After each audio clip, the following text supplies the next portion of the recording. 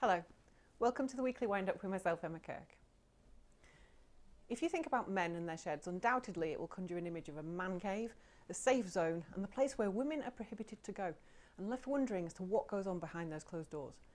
Today I'm joined by Gez and Bob, who are the founders of the charity Platform One, which is based on the men's shed group in Huddersfield. And they're here to give us a privileged insight into what the group actually offers and the benefit to the local community. Welcome to the show, gentlemen. Hello. So tell me, how did you come up with the idea? Of the men's sheds? Yeah. The men's sheds started in Australia many, many years ago. And it's for men living in isolation, basically, just to get men and to get them out of isolation. It was adopted over here, but we've adapted it from a men's shed because we call it Platform One now. Most of our members have got either mental health issues, they've either got addiction problems, some are unemployed, some are just retired. But we offer a completely different thing to the men's sheds now. It's a completely different package. So we have everything from pastoral projects going, and we have physical things going on, so kind of woodworking, bike maintenance. And oh, I can't remember. You come on, you speak. Yeah, we've got all sorts of things going off. Upholstery is a new one. Upcycling furniture.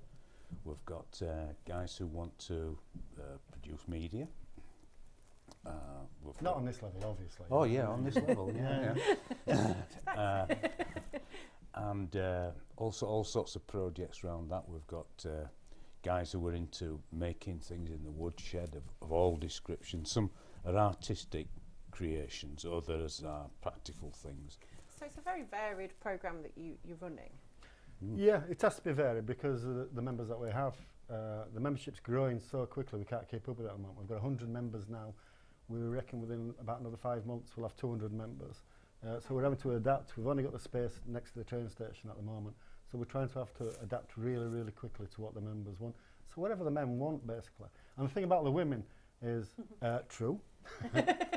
You can't be a woman and be part. But we do have lots of ladies come in and help. That sounds really bad, that, doesn't it? But we do have lots of women that come in and help us with admin and things like that. So it is a mix. Oh, so you have them as secretaries? No. You see, I didn't mention the word secretary. You mentioned that. We call them admin, wouldn't we? Because we're more enlightened, don't we? So do they have to be referred to you to come, for the... Most of the people refer to us, but we do have footfall. People will be walking past, come in and they'll just say, what's this place? They'll see the thing, the poster above the doors and they'll go, what is this place coming in? We'll show them round, and then once you're in, you're ours, you're hooked. We keep them, we don't let them go, And a project that has Santa working for them, it can't be a bad project, can it? Who are you possibly referring to? I don't know, it's those shoes I keep telling you. So if you've got guys being referred, where are they coming from? Everywhere, Folly Hall, the mental health team, Kirklees, Real Employment, just everywhere. But they're coming now, we're getting people referred from the mental health teams in Sheffield. Oh, really? So it's become known all over the place now, so it's gaining quite a reputation because we are trying something different to anywhere else. It's not easy, it's quite difficult. There is only, Bob and myself trying to get everything going. We've got lots of wonderful volunteers. We need lots more wonderful volunteers to come on and be part of it. It's an really, really important thing. Men don't talk. No, they don't. Men go to the pub. They don't. Like you and your friends, if you're having problems, you'll go and you'll say, I'll meet you up, and you'll go to a cafe and you'll talk about how horrible, your partners are and this and that. We don't have that. You'll go in and they'll say, do you want a pint? And then they'll start talking about sport. They'll talk about anything except for how they feel. Yeah, and I get that. Yeah, we've got a space here now where we've had some guys in just this morning, haven't we? Where they'll come in and they'll sit and they'll talk to us about all sorts of things. Do you have counsellors available? Yeah, Are you a qualified counsellor? So they come in and they can Bob is as well, but Bob's a addiction counsellor. Right. And I do psychologist, so I'm psychologist. I can't pronounce it. I'm getting excited now what I am. I'm a psychological counsellor. Okay. So between both of us, we can deal with most things. Okay. We do have to deal with most things, to be quite truthful. Oh, do you? Yeah. So it's, like I say, it's varied. We've got lots of people, life's a journey, and lots of our members are on a journey, and they're all at different stages of their journey. And we're just there. We can't change anybody's past. We can't do anything about the past, so we're not bothered about people's past whatsoever. We've got people with very, very colourful, really varied pasts, but what we can do is we can help them change their future. Is this the only one in England? Because you said Sheffield is referring to you. There is men's sheds, isn't there? Yeah, we're quite different from most men's sheds, because most men's sheds work on the principle that the members are predominantly retired guys. Retired guys who've lost their social networks because work's finished, who want to have a coffee club, but meet up and do activities.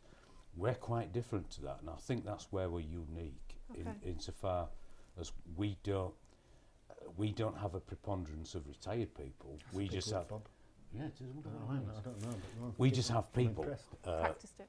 And the people, the main requisite is that they want to come there. Yeah. But the average age is much younger in our organisation, in our operation. And also it's not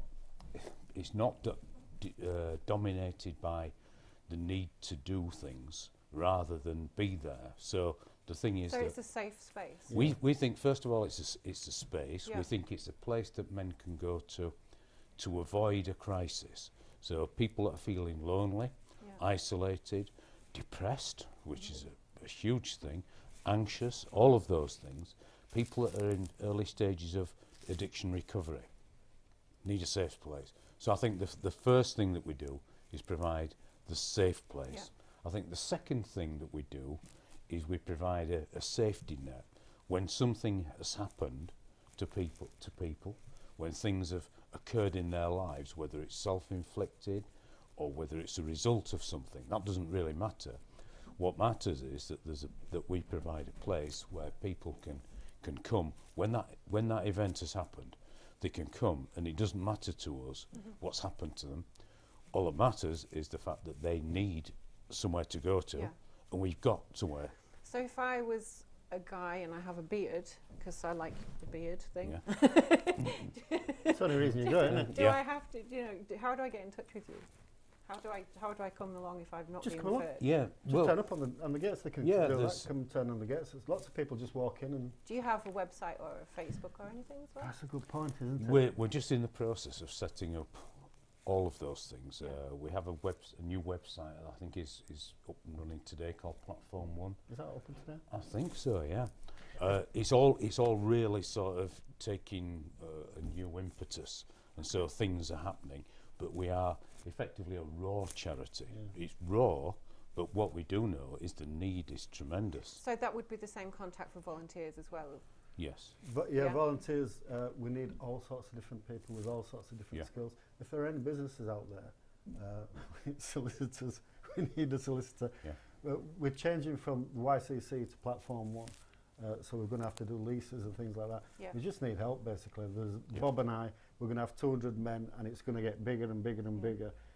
We need help from local businesses that can help us in any way. Polytunnel, we need a polytunnel. Everybody hides from me now when they see me. I'm always on the beg when I go there. Nobody dare talk to me anymore because I keep begging things off them. But we need it, and there is a massive need, and it's something that's been neglected. And men, now they can come, and because it's only men and they've got somewhere to talk, they open up and they'll sit, and sometimes we have to sit in the office for hours and hours with certain guys going over certain things. But they're moving on. We've got guys that have been employed for ages, have now got jobs, moved on with their life. And that's what we want to do. We want to keep on doing it. It does sound like an amazing facility to have locally, because obviously I know there's a need here. Yeah. So I do hope that somebody sees this and gives you some polytunnels. That's why we're doing this. We ask for the strangest things. It's always really weird because we get guys come in and they'll ask us for really odd things. We don't even know what they are half the time, what they're asking for. And we just go, oh yeah. That's good. Somebody asked me the other day for a clamp iron. Oh, that's good. I didn't want to ask what it was in case I got the answer, right? And I thought, I don't know if I want to look for a clamp iron. But it's things like that. So, then I have to go and find out. I'll look it up on the internet first to make sure I'm not being conned about anything. Good. But it is something that people need to work there. Well, that's all we've got time for today, I'm afraid. Thank you so much for coming in to talk to us. Thank you for having us. Thank you. You're welcome. If you wish to discuss this or any other matter you see on KLTV, please, you can contact us by the usual means. Thank you for watching. I'm Emma Kirke. Goodbye for now.